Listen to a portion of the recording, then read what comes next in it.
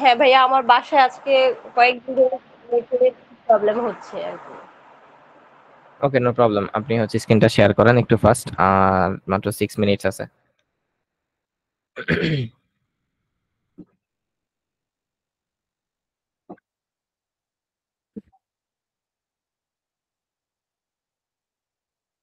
ভাইয়া net problem হচ্ছে, তো এই জন্য ল্যাপটপে জয়েন করতে দেরি হচ্ছে আর কি। বুঝতে পারছি। আপনি একটা কাজ করবেন, এই কোর্স চলাকালীন 1 মাসের মেয়াদের একটা প্যাকেজ কিনে নেবেন আপনার সিমে। ভাইয়া আমি এটা খুবই রেগুলার ভালো প্রতি কাজে। মাসেই কিনে রাখি, আমার আচ্ছা আচ্ছা। অলরেডি মোবাইল নেট আছে। হ্যাঁ হ্যাঁ।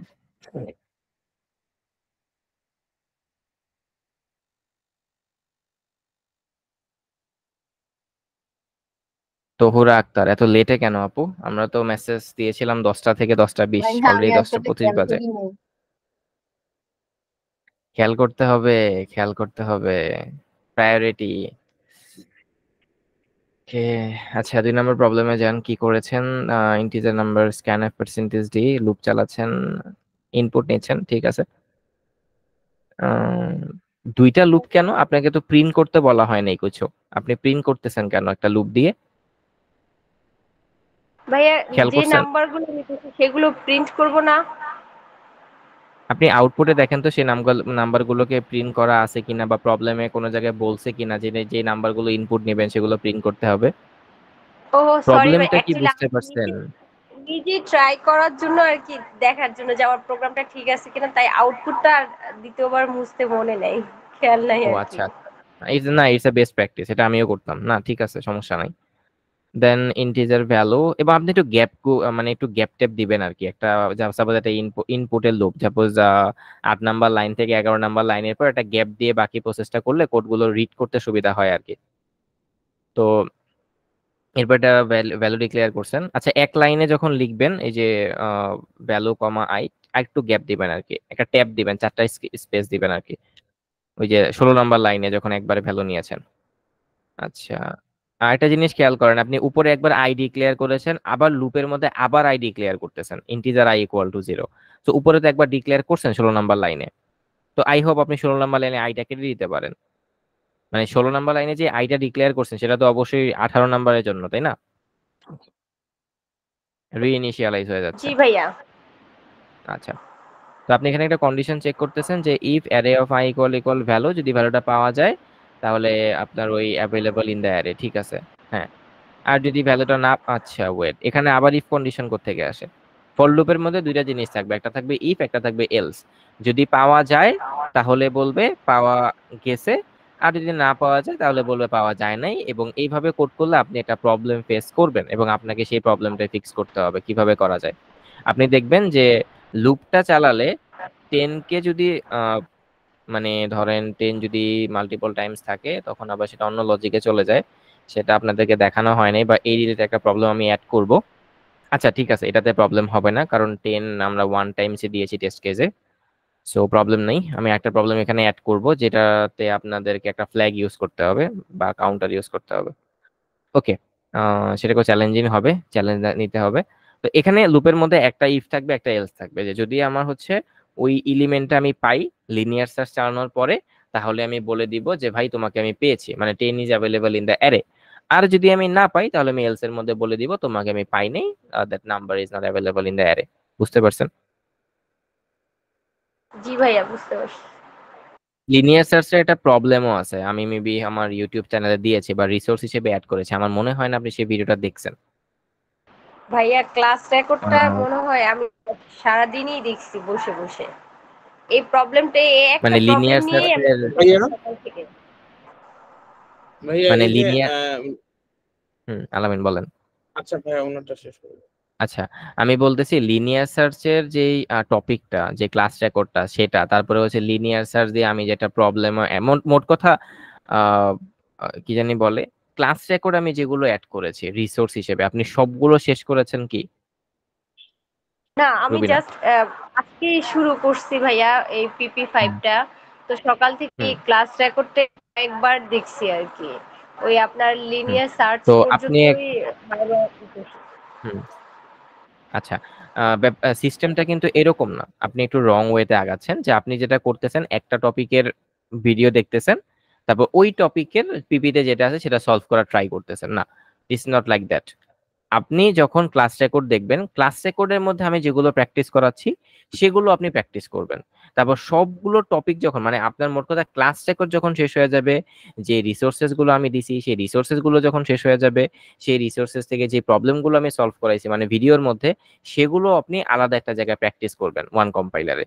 তারপরে যখন আপনি বুঝবেন যে না, ভিডিও রেকর্ডে আমি যতগুলো প্রবলেম ছিল সবগুলো ভিডিও দেখে দেখে বা ভিডিওর মধ্যে যে প্র্যাকটিস গুলো করানো হয়েছে সবগুলো করছি, এখন আমি আমার প্র্যাকটিস প্রবলেমটা স্টার্ট করতে পারি। তাহলে দেখবেন প্র্যাকটিস প্রবলেমের সব প্রবলেমই আপনি সলভ করতে পারতেছেন। বাট এরকম এখান থেকে একটু খেলাম, তারপরে পিপিতে গেলাম, আবার ব্যাক করলাম, আবার রেকর্ড দেখলাম, আবার গেলাম, এইভাবে গেলে হবে না। বুঝতে পারছেন?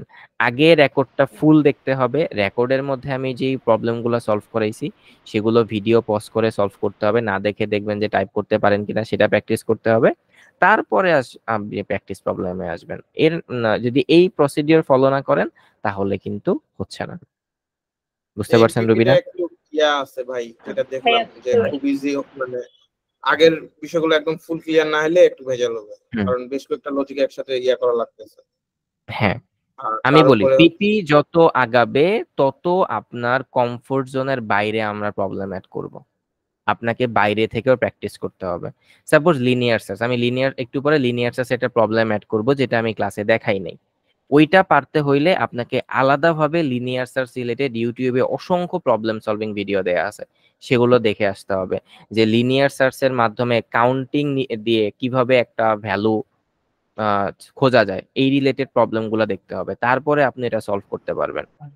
মোট কথা এমনি ব্যাপারগুলো আস্তে আস্তে ভিডিও এরকম দেখলে। হবে যে, হ্যাঁ বলেন আলামিন। জি ভাইয়া বুঝছি।